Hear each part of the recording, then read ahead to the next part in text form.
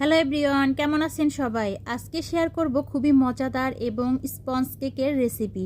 তো দেখেন, এখানে আমি হাফ কাপ পরিমাণ ময়দা নিয়ে নিলাম, আর হাফ টি স্পুন কর্নফ্লাওয়ার, হাফ টি স্পুন বেকিং পাউডার, আর 1 চিমটি পরিমাণ বেকিং সোডা, আর দিয়ে দিলাম সামান্য পরিমাণ লবণ স্বাদ মতো।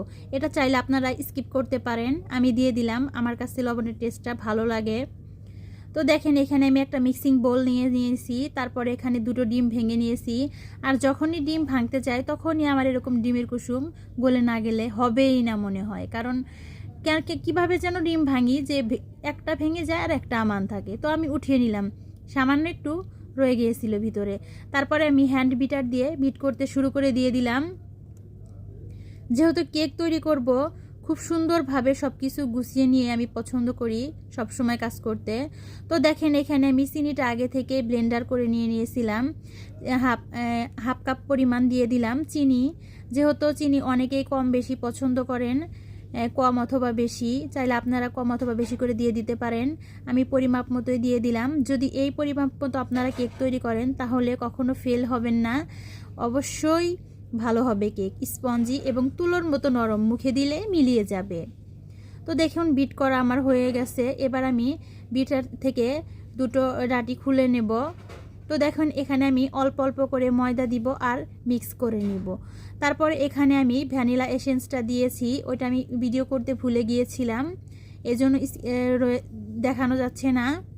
তো আপনারা ডিমের গন্ধ তাড়ানোর জন্য এলাচের গুঁড়োই ব্যবহার করতে পারেন।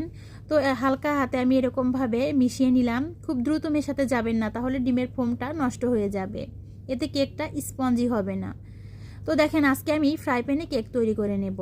তো সবসময় তো বিভিন্ন পাত্রে বানিয়ে থাকি, আজকে হঠাৎ মনে হলো ফ্রাই প্যানে একটা কেক বানিয়ে নেই, বিকেলের নাস্তায় অথবা স্ন্যাক্স হিসেবে খাওয়া যাবে। তো দেখেন, এখানে আমি একটা কাগজ খাতায় আমরা যে লিখি ওই কাগজ কেটে নিয়েছি, আর সামান্য একটু তেল দিয়ে ব্যাটারটা ঢেলে নিলাম। একটু ট্যাপ করে নেবেন যাতে ভিতরে বাবলস থাকলে বের হয়ে যায়। তো আমি আজকে তাওয়ায় কিভাবে কেক বানাই এটাই দেখতে থাকবেন, ভিডিওটা না টেনে পুরোটাই দেখবেন। তো দেখেন, এখানে আমি বসিয়ে দিয়েছি। আমি এখানে 10 মিনিট পর চলে আসলাম। দেখুন, কেকটা কিন্তু অনেকটা পরিমাণ হয়েছে। এই সময় কেক খোলা যায় না, যেহেতু ভিতরের ভাবটা বাহিরে বের হয়ে যায়, কিন্তু আপনাদের সাথে শেয়ার করার জন্য আমি ঢাকনাটা খুলে চেক করে নিচ্ছি।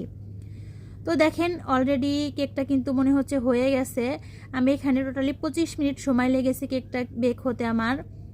তো দেখেন, কেকটা কিন্তু অনেক সুন্দর হয়েছিল এবং একটু লেগে যায়নি বা পুড়ে যায়নি। খুবই ইয়াম্মি একটা কেক হয়েছিল, দেখে নিশ্চয়ই বুঝতে পারছেন। দেখুন, একটু পুড়ে যায়নি। তো আমি এবার কাগজটা খুলে নিয়েছি, দেখুন কত সুন্দর একটা ব্রাউন কালার চলে এসেছে। এবার আমি কাগজটা দেখিয়ে দিচ্ছি, দেখুন একটু কিন্তু পুড়ে যায়নি। তো এবার আমি কেকটা কেটে ডেকোরেশন করে নিব। আমার তো মনে হতেছিল যে কখন খাবো, তো কেক বানিয়েছি, না খেলে কি হবে, আমার তো পেটের ভাতই হজম হবে না কেকটা না খেলে মনে হয়। এই জন্য তাড়াতাড়ি কেটে নিচ্ছি, গরম থাকা অবস্থায় খাবো সবাই মিলে একসাথে। সো দেখুন, কেটে নেওয়া হয়ে গেছে। এবার আমি একটু ডেকোরেশন করলাম, যেহেতু ছবি তুলতে তো হবে, কেকটা তো বানিয়েছি এত কষ্ট করে, আর আপনাদের সাথে শেয়ার না করলে কি হবে। দেখুন কতটা স্পঞ্জি হয়েছে কেকটা, তুলোর মতো নরম, মুখে দিলেই মিলিয়ে যাবে। দেখুন, খুব সুন্দর একটা ডেকোরেশন করে দিয়ে দিলাম। দেখতে যেমন ইয়াম্মি, খেতেও কিন্তু অনেকটা টেস্ট ছিল। আমি নিজে বানিয়েছি এই বলে বলছি না, তো বাসায় যদি এভাবে ট্রাই করেন তাহলে অবশ্যই এর স্বাদটা পাবেন। আল্লাহ হাফেজ।